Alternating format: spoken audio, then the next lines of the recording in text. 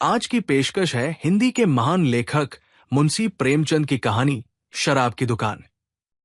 Video में आगे बढ़ने से पहले चैनल को सब्सक्राइब जरूर कर ले। रामेश्वर कांग्रेस कमेटी में ये सवाल पेश था, शराब और ताड़ी की दुकानों पर कौन धरना देते जाए।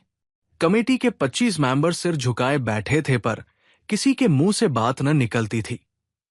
मामला बड़ा नाजुक था। पुलिस के हाथों गिरफ्तार हो जाना तो ज्यादा मुश्किल बात न थी।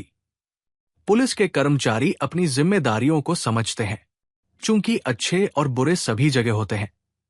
लेकिन पुलिस के अफसर कुछ लोगों को छोड़कर सभ्यता से इतने खाली नहीं होते कि जाति और देश पर जान देने वालों के साथ दुर्व्यवहार करें। लेकिन नशेबाजों में ये जिम्मेदारी कहां?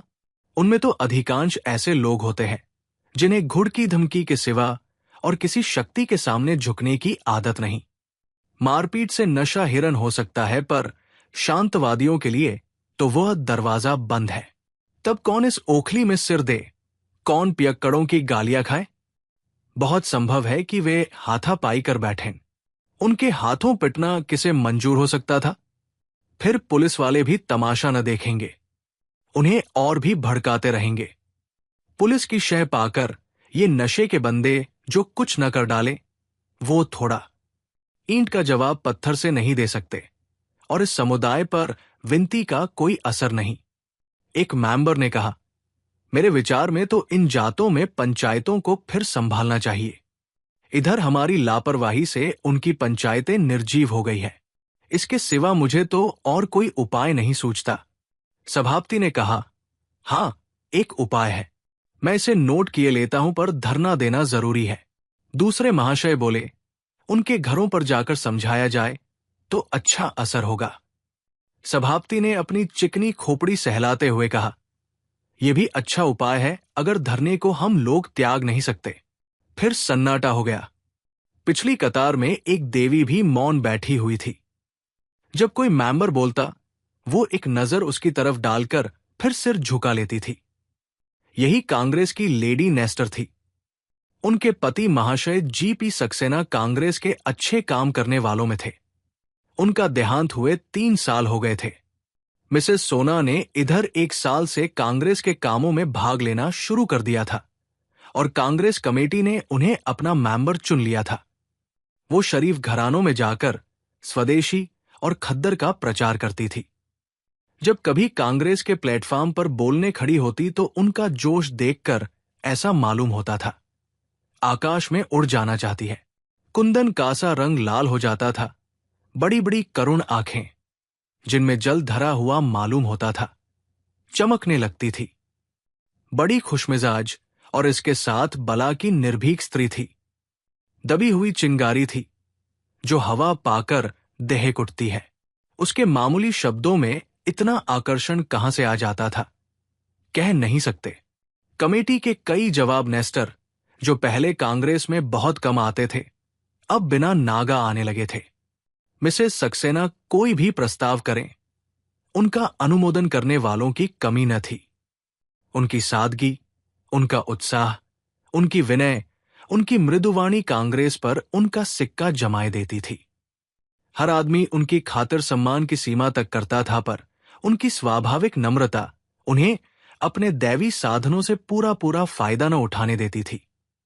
जब कमरे में आती, लोग खड़े हो जाते थे, पर वो पिछली सफ से आगे न बढ़ती थी। मिसेस सक्सेना ने प्रधान से पूछा, शराब की दुकानों पर औरतें धरना दे सकती हैं? सबकी आंखें उनकी ओर उठ गई।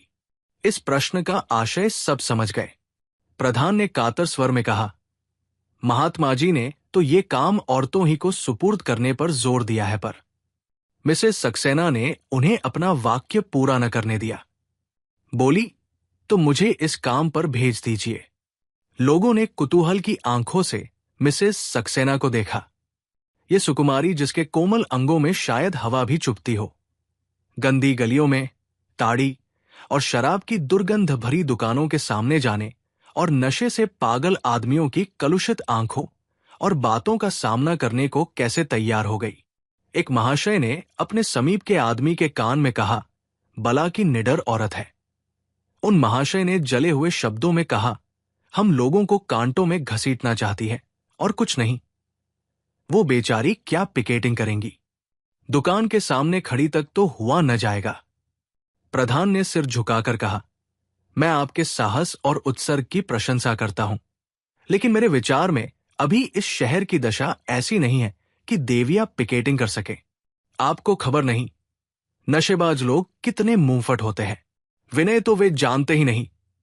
मिसेस सक्सेना ने व्यंग्य भाव से कहा, तो क्या आपका विचार है कि कोई ऐसा जमाना भी आएगा जब शराबी लोग विनय और शील के पुतले बन जाएंगे? ये दशा तो हमेशा ही रहेगी।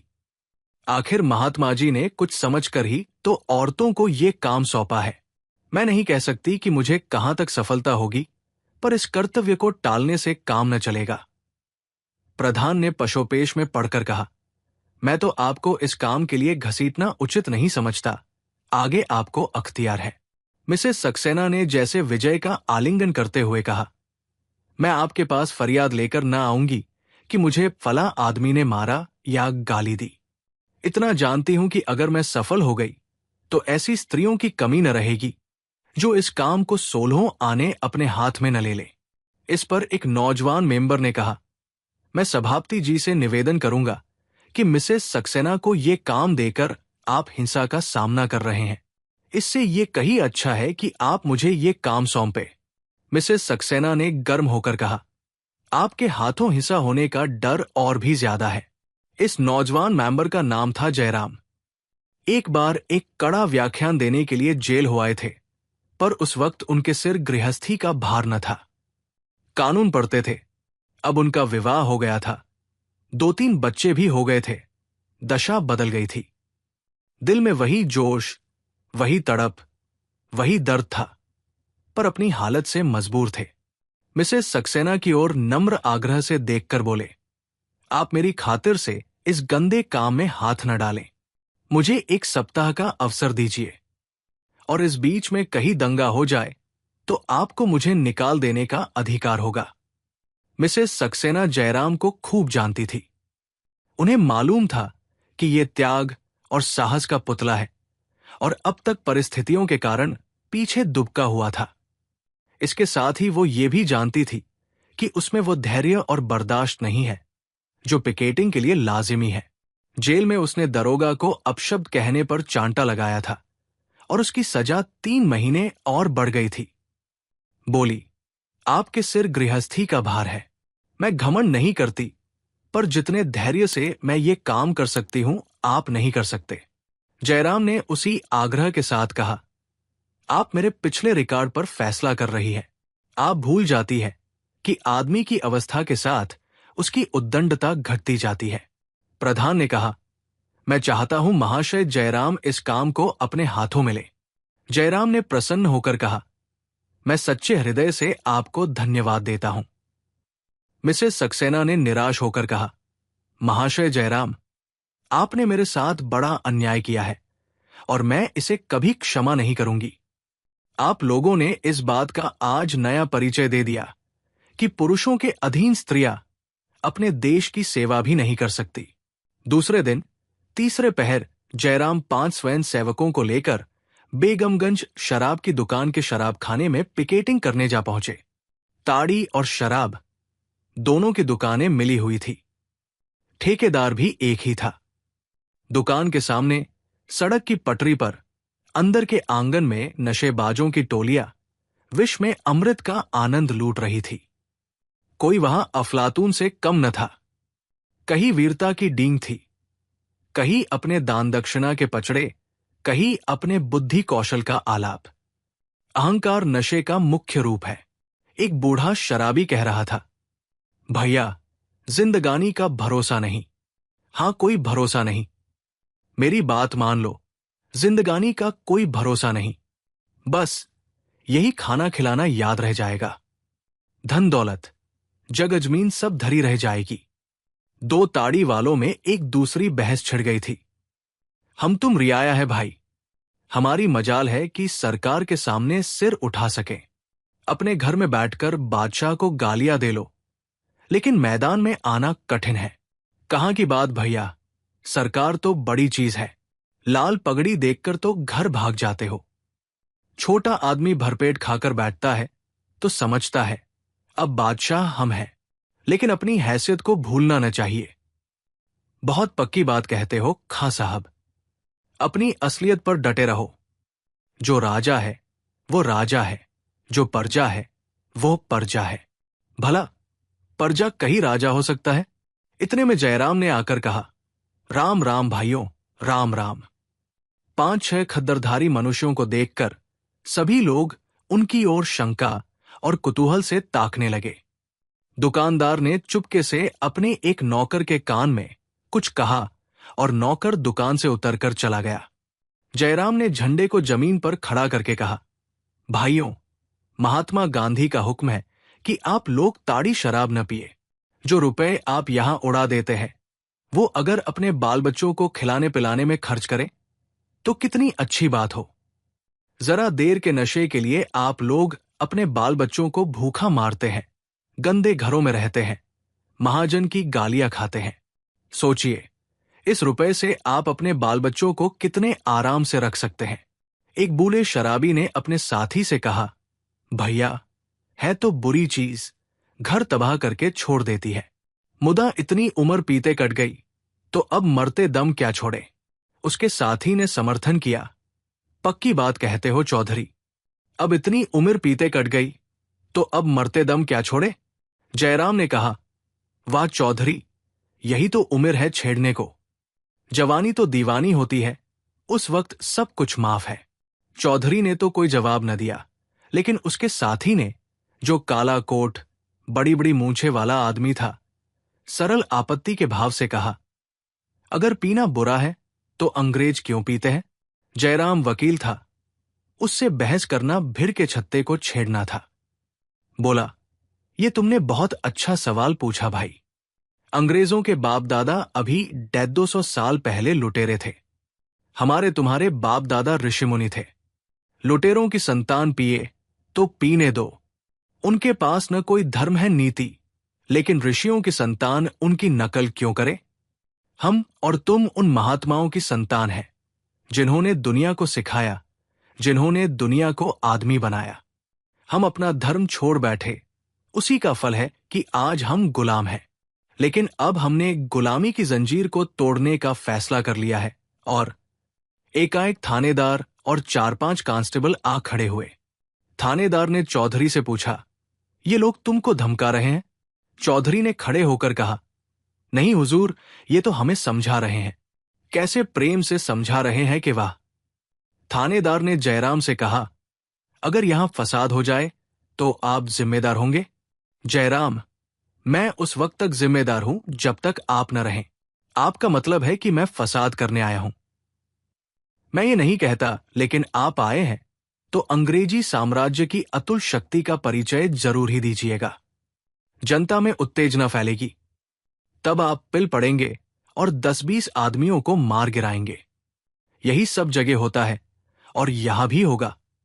सब इंस्पेक्टर ने ओठ चबाकर कहा, मैं आपसे कहता हूं यहां से चले जाइए, वरना मुझे जाब्ते की कार्रवाई करनी पड़ेगी। जयराम ने अविचल भाव से कहा, और मैं आपसे कहता हूं कि आप मुझे अपना काम करने दीजिए। मेरे बहुत से भाई यहां जमा हैं और मुझे उनसे बातचीत करने का उतना ही हक है जितना आपको। इस वक्त तक सैकड़ों दर्शक जमा हो गए थे। दरोगा ने अफसरों से पूछे बगैर और कोई कार्रवाई करना उचित न समझा। अकड़ते हुए दुकान पर गए और कुर्सी पर पांव रखकर बोले, ये लोग तो मानने वाले नहीं हैं। दुकानदार ने गिड़गिड़ाकर, हुजूर मेरी तो बधिया बैठ जाएगी। दारोगा, 2-4 गुंडे बुलाकर भगा क्यों नहीं देते? मैं कुछ न बोलूंगा। हां, जरा एक बोतल अच्छी सी भेज देना। कल न जाने क्या भेज दिया, कुछ मजा ही नहीं आया। थानेदार चला गया तो चौधरी ने अपने साथी ने कहा, देखा कल थानेदार कितना बिगड़ रहा था। सरकार चाहती है कि हम लोग खूब शराब पिए और कोई हमें समझाने न पाए। शराब का पैसा भी तो सरकार ही में जाता है। कल्लू ने दार्शनिक भाव से कहा, हर एक बहाने से पैसा खींचते हैं सब। चौधरी, अच्छा तो ये लो, आज से अगर पिए तो दोगला। ये कहते हुए चौधरी ने बोतल जमीन पर पटक दी। आधी बोतल शराब जमीन पर बहकर सूख गई। जयराम को शायद जिंदगी में कभी इतनी खुशी न हुई थी। जोर जोर से तालियां बजाकर उछल पड़े। उसी वक्त दोनों ताड़ी पीने वालों ने भी महात्मा जी की जय पुकारी और अपनी हांडी जमीन पर पटक दी। एक स्वयं सेवक ने लपक कर फूलों की माला ली और चारों आदमियों के गले डाल दी। सड़क की पटरी पर कई नशेबाज बैठे इन चारों आदमियों की तरफ उस दुर्बल भक्ति से ताक रहे थे जो पुरुषार्थहीन मनुष्यों का लक्षण है। वहां एक भी ऐसा व्यक्ति न था जो अंग्रेजों को, मानसमदिरा या ताड़ी को जिंदगी के लिए अनिवार्य समझता हो और उसके बगैर जिंदगी की कल्पना भी न कर सके। सभी लोग नशे को दूषित समझते थे। केवल दुर्बलेंद्रिय होने के कारण नित्य आकर पी जाते थे। चौधरी जैसे घाघ पियक्कड़ को बोतल पटकते देखकर उनकी आंखें खुल गई। एक मरियल दाढ़ी वाले आदमी ने आकर चौधरी की पीठ ठोंकी। चौधरी ने उसे पीछे ढकेल कर कहा, पीठ क्या ठोकते हो जी, जाकर अपनी बोतल पटक दो। दाढ़ी वाले ने कहा, आज और पी लेने दो चौधरी, अल्लाह जानता है कल से इधर भूल कर भी ना आऊंगा। चौधरी, जितनी बची हो उसके पैसे हमसे ले लो, घर जाकर बच्चों को मिठाई खिला देना। दाढ़ी वाले ने जाकर बोतल पटक दी और बोला, लो तुम भी क्या कहोगे, अब तो हुए खुश। चौधरी ने कहा, अब तो न पियोगे कभी। दाढ़ी वाले ने कहा, अगर तुम न पियोगे तो मैं भी न पीऊंगा। जिस दिन तुमने पी उसी दिन फिर शुरू कर दी। चौधरी की तत्परता ने दुराग्रह की जड़ें हिला दी। बाहर अभी 5-6 आदमी और थे। वे सचेत निर्लजता से बैठे हुए अभी तक पीते जाते थे। जयराम ने उनके सामने जाकर कहा, भाइयों ने अभी आपके सामने अपनी अपनी बोतल पटक दी, क्या आप उन लोगों को बाजी जीत ले जाने देंगे? एक ठिगने काले आदमी ने, जो किसी अंग्रेज का खानसामा मालूम होता था, लाल लाल आंखें निकालकर कहा, हम पीते हैं, तुमसे मतलब? तुमसे भीख मांगने तो नहीं जाते। जयराम ने समझ लिया, अब बाजी मार ली। गुमराह आदमी जब विवाद करने पर उतर आए तो समझ लो वो रास्ते पर आएगा। चुप्पा ऐब वो चिकना घड़ा है जिस पर किसी बात का असर नहीं होता। जयराम ने कहा, अगर मैं अपने घर में आग लगाऊं तो उसे देखकर क्या आप मेरा हाथ न पकड़ लेंगे? मुझे तो इसमें रत्ती भर संदेह नहीं है कि आप मेरा हाथ ही न पकड़ लेंगे, बल्कि मुझे वहां से जबरदस्ती खींच ले जाएंगे। चौधरी ने खानसामा की तरफ मुग्ध आंखों से देखा, मानो कह रहा है इसका तुम्हारे पास क्या जवाब है, और बोला, जमादार, अब इसी बात पर बोतल पटक दो। खानसामा ने जैसे काट खाने के लिए दांत तेज कर लिए और बोला, बोतल क्यों पटक दूं, पैसे नहीं दिए हैं? चौधरी परास्त हो गया। जयराम से बोला, इन्हें छोड़िए बाबूजी, ये लोग इस तरह मानने वाले आसामी नहीं हैं। आप इनके सामने जान भी दे दे तो शराब न छोड़ेंगे। हां, पुलिस की एक घुड़की पा जाए तो फिर कभी इधर भूल कर भी ना आए। खानसामा ने चौधरी की ओर तिरस्कार के भाव से देखा, जैसे कह रहा हो, क्या तुम समझते हो कि मैं ही मनुष्य हूं, ये सब पशु हैं? फिर बोला, तुमसे क्या मतलब है जी, क्यों बीच में कूद पड़ते हो? मैं तो बाबूजी से बात कर रहा हूं। तुम कौन होते हो बीच में बोलने वाले? मैं तुम्हारी तरह नहीं हूं कि बोतल पटक कर वाह वाह कराऊं। कल फिर मुंह में कालिख लगाऊं और घर पर मंगवा कर पीऊं। जब यहां छोड़ेंगे तो सच्चे दिल से छोड़ेंगे, फिर कोई लाख रुपए भी दे तो आंख उठाकर न देखें। जयराम, मुझे आप लोगों से ऐसी ही आशा है। चौधरी खानसामा की ओर कटाक्ष करके कहा, क्या समझते हो मैं कल फिर पीने आऊंगा? खानसामा ने उद्दंडता से कहा, कहता हूं तुम आओगे और बद कराओगे। कहो, पक्के कागज पर लिख दूं? चौधरी, अच्छा भाई, तुम बड़े धर्मात्मा हो, मैं पापी सही। तुम छोड़ोगे तो जिंदगी भर के लिए छोड़ोगे, मैं आज छोड़कर कल फिर पीने लगूंगा, यही सही। मेरी एक बात गांठ बांध लो, तुम उस वक्त छोड़ोगे जब जिंदगी तुम्हारा साथ छोड़ देगी। इसके पहले तुम नहीं छोड़ सकते। खानसामा, तुम मेरे दिल का क्या हाल जानते हो? चौधरी, जानता हूं, तुम्हारे जैसे सैकड़ों आदमी को भुगत चुका हूं। खानसामा, तो तुमने ऐसे वैसे बेशर्म को देखा होगा, हयादार आदमियों को न देखा होगा। ये कहते हुए उसने जाकर बोतल पटक दी और बोला, अब अगर तुम इस दुकान पर देखना तो मुंह में कालिख लगा देना। चारों तरफ तालियां बजने लगी। मर्द ऐसे होते हैं। ठेकेदार ने दुकान से नीचे उतरकर कहा, तुम लोग अपनी अपनी दुकान पर क्यों नहीं जाते जी? मैं तो किसी की दुकान पर नहीं जाता। एक दर्शक ने कहा, खड़े हैं तो तुमसे मतलब? सड़क तुम्हारी नहीं है, तुम गरीबों को लूटे जाओ। किसी के बाल बच्चे भूखों मरे, तुम्हारा क्या बिगड़ता है? दूसरे शराबियों से, क्या यारों अब भी पीते जाओगे? जानते हो ये किसका हुक्म है? अरे कुछ तो शर्म हो। जयराम ने दर्शकों से कहा, आप लोग यहां भीड़ न लगाएं और न किसी को भला बुरा कहें। मगर दर्शकों का समूह बढ़ता जाता था। अभी तक 4-5 आदमी बेदम बैठे हुए कुल्हड़ पर कुल्हड़ चढ़ा रहे थे। एक मनचले आदमी ने जाकर उस बोतल को उठा लिया जो उसके बीच में रखी हुई थी और उसे पटकना चाहता था कि चारों शराबी उठ खड़े हुए और उसे बचाने की चेष्टा करने लगे कि चारों उसे छोड़कर जयराम की तरफ लपके। दर्शकों ने देखा कि जयराम पर मार पड़ा चाहती है, तो कई आदमी झल्लाकर उन चारों शराबियों पर टूट पड़े। लातें, घूंसे और डंडे चलाने लगे। जयराम को इसका कुछ अवसर न मिलता था कि किसी को समझाए। दोनों हाथ फैलाए उन चारों के वारों से बच रहा था। वो चारों भी आपे से बाहर होकर दर्शकों पर डंडे चला रहे थे। जयराम दोनों तरफ से मार खाता था। शराबियों के वार भी उस पर पड़ते थे, तमाशाई के वार भी उसी पर पड़ते थे, पर वो उनके बीच से हटता न था। अगर वो इस वक्त अपनी जान बचाकर हट जाता तो शराबियों की खैरियत न थी। इसका दोष कांग्रेस पर पड़ता। वो कांग्रेस को इस आक्षेप से बचाने के लिए अपने प्राण देने पर तैयार था।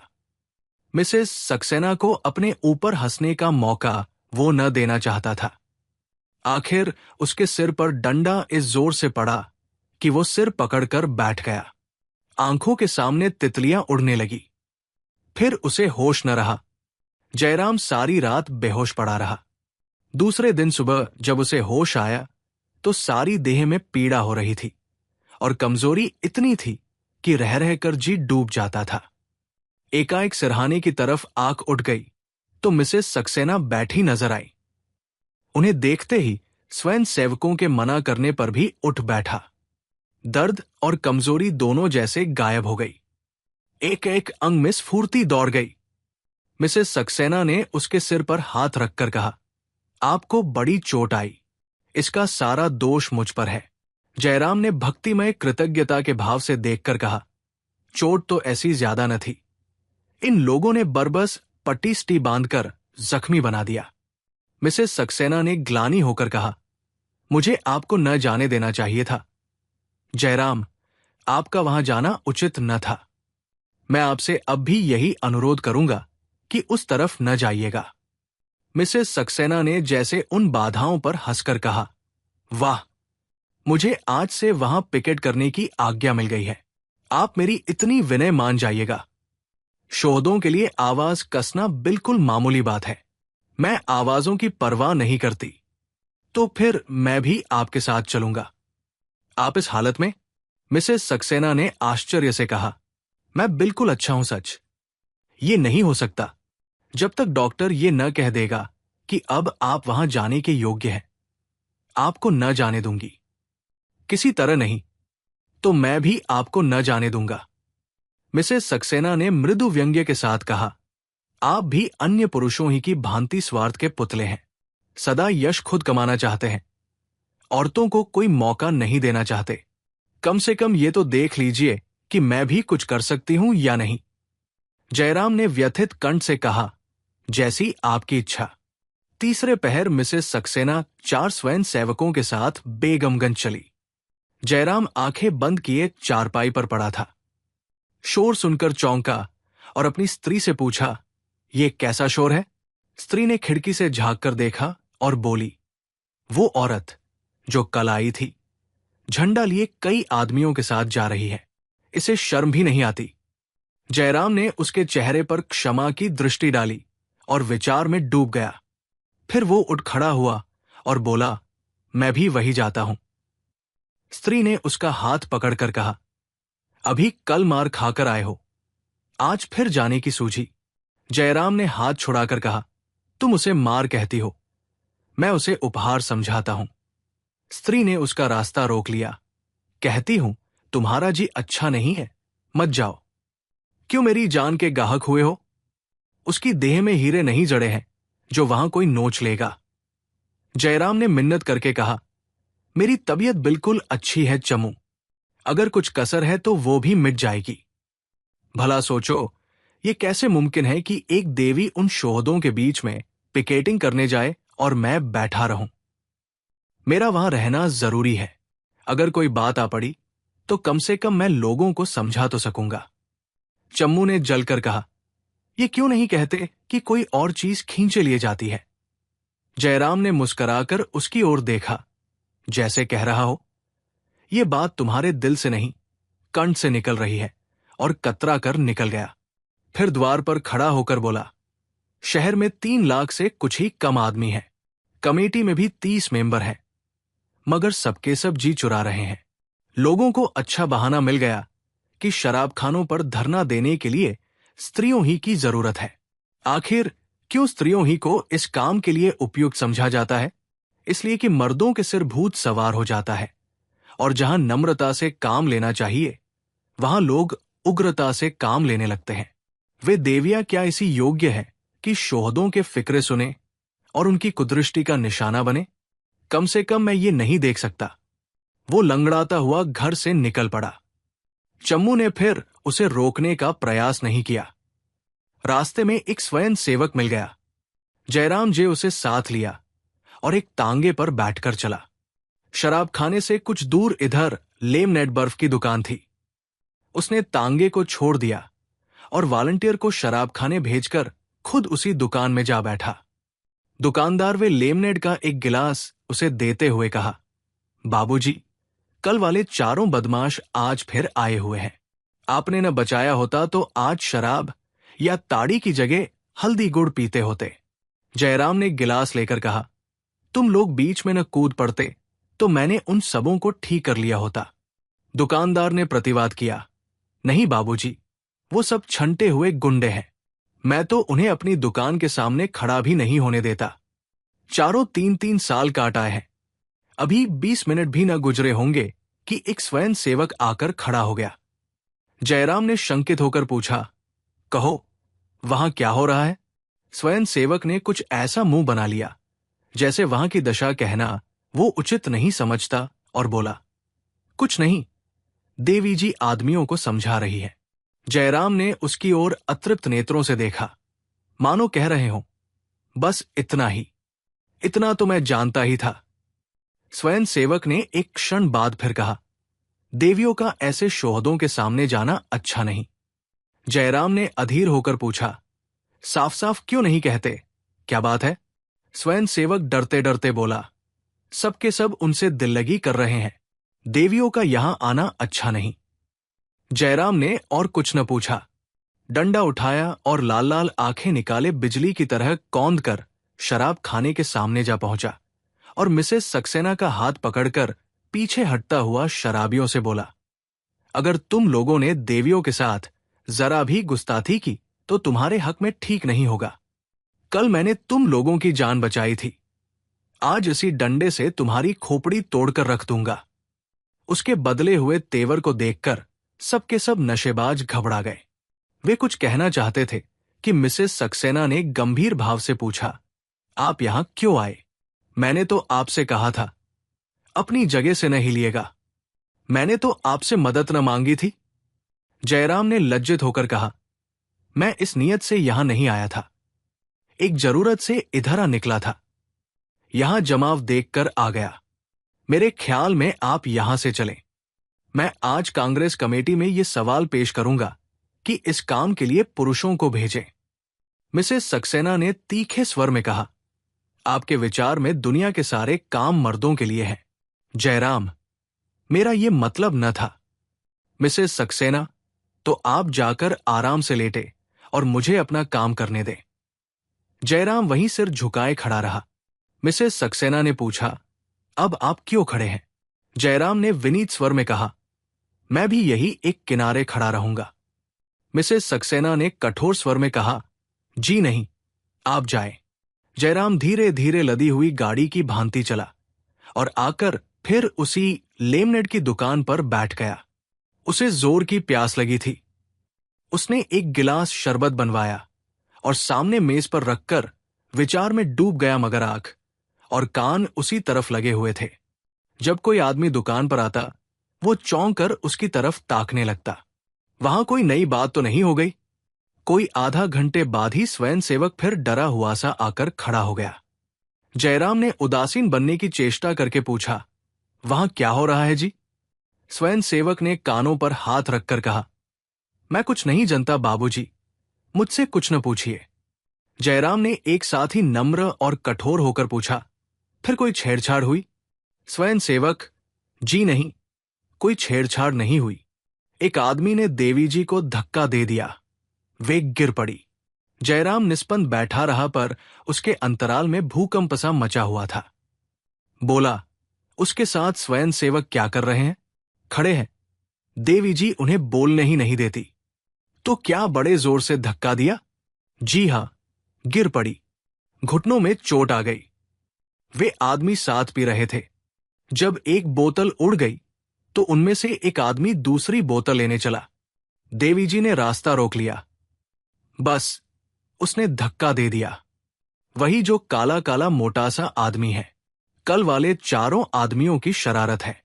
जयराम उन्माद की दशा में वहां से उठा और दौड़ता हुआ शराब खाने के सामने आया। मिसेस सक्सेना सिर पकड़ जमीन पर बैठी हुई थी और वो काला मोटा आदमी दुकान के कटघरे के सामने खड़ा था। 50 आदमी जमा थे। जयराम ने उसे देखते ही लपक कर उसकी गर्दन पकड़ ली और इतने जोर से दबाई कि उसकी आंखें बाहर निकल आईं। मालूम होता था उसके हाथ फौलाद हो गए हैं।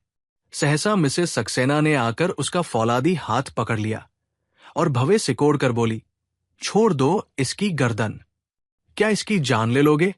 जयराम ने और जोर से उसकी गर्दन दबाई और बोला, हां, ले लूंगा। ऐसे दुष्ट की यही सजा है।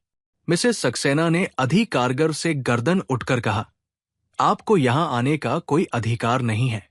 एक दर्शक ने कहा, ऐसा दबाओ बाबूजी कि साला ठंडा हो जाए। इसने देवी जी को ऐसा ढकेला कि बेचारी गिर पड़ी। हमें तो बोलने का हुक्म नहीं है, नहीं तो हाथ पैर तोड़कर रख देते। जयराम ने शराबी की गर्दन छोड़ दी।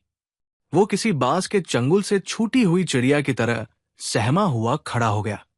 उसे धक्का देते हुए उसने मिसेस सक्सेना से कहा, आप यहां से चलती क्यों नहीं? आप जाएं, मैं बैठता हूं। अगर एक छटांग शराब बिक जाए तो मेरा कान पकड़ लीजिएगा। उसका दम फूलने लगा। आंखों के सामने अंधेरा छा रहा था। वो खड़ा न रह सका। जमीन पर बैठकर रूमाल से माथे का पसीना पोंछने लगा। मिसेस सक्सेना ने परिहास करके कहा, आप कांग्रेस नहीं है कि मैं आपका हुक्म मानूं। अगर आप यहां से न जाएंगे तो मैं सत्याग्रह करूंगी। फिर एकाएक कठोर होकर बोली, जब तक कांग्रेस ने इस काम का भार मुझ पर रखा है, आपको मेरे बीच में बोलने का कोई हक नहीं है। आप मेरा अपमान कर रहे हैं। कांग्रेस कमेटी के सामने आपको इसका जवाब देना होगा। जयराम तिलमिला उठा, बिना कोई जवाब दिए लौट पड़ा और वेग से घर की तरफ चला। पर ज्यों-ज्यों आगे बढ़ता था, उसकी गति मंद होती जाती थी, यहां तक कि बाजार के दूसरे सिरे पर आकर वो रुक गया। रस्सी यहां खत्म हो गई। उसके आगे जाना उसके लिए असाध्य हो गया। जिस झटके ने उसे यहां तक भेजा था, उसकी शक्ति अब शेष हो गई थी। उन शब्दों में जो कटुता और चोट थी, उसमें अब उसे सहानुभूति और स्नेह की सुगंध आ रही थी। उसे फिर चिंता हुई, न जाने वहां क्या हो रहा है। कहीं उन बदमाशों ने और दुष्टता न की हो, या पुलिस न आ जाए। वो बाजार की तरफ मुड़ा, लेकिन एक कदम ही चलकर फिर रुक गया। ऐसे पशोपेश में वो कभी न पड़ा था। सहसा उसे वही स्वयं सेवक दौड़ता आता दिखाई दिया। वो बदहवास होकर उससे मिलने के लिए खुद भी उसकी तरफ दौड़ा। बीच में दोनों मिल गए। जयराम ने हांफते हुए पूछा, क्या हुआ? क्यों जा रहे हो? स्वयं सेवक ने दम लेकर कहा। बड़ा गजब हो गया बाबूजी। आपके आने के बाद वो काला शराबी बोतल लेकर दुकान से चला तो देवी जी दरवाजे पर बैठ गई। वो बार बार देवी जी को हटकर निकलना चाहता था, पर वो फिर आकर बैठ जाती है। धक्कम धक्के में उनके कुछ कपड़े फट गए हैं और कुछ चोट भी। अभी बात पूरी न हुई थी कि जयराम शराब खाने की तरफ दौड़ा।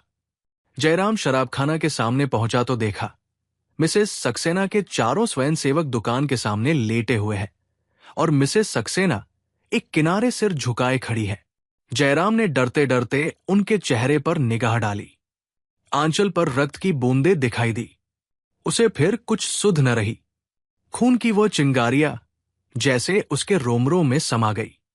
उसका खून खौलने लगा, मानो उसके सिर पर खून सवार हो गया हो।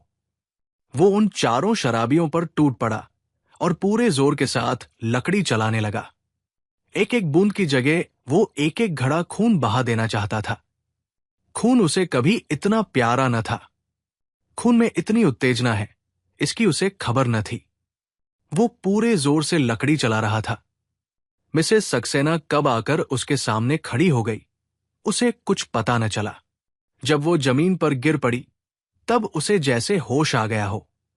उसने लकड़ी फेंक दी और वहीं निश्चल, निस्पंद खड़ा हो गया, मानो उसका रक्त प्रवाह रुक गया है।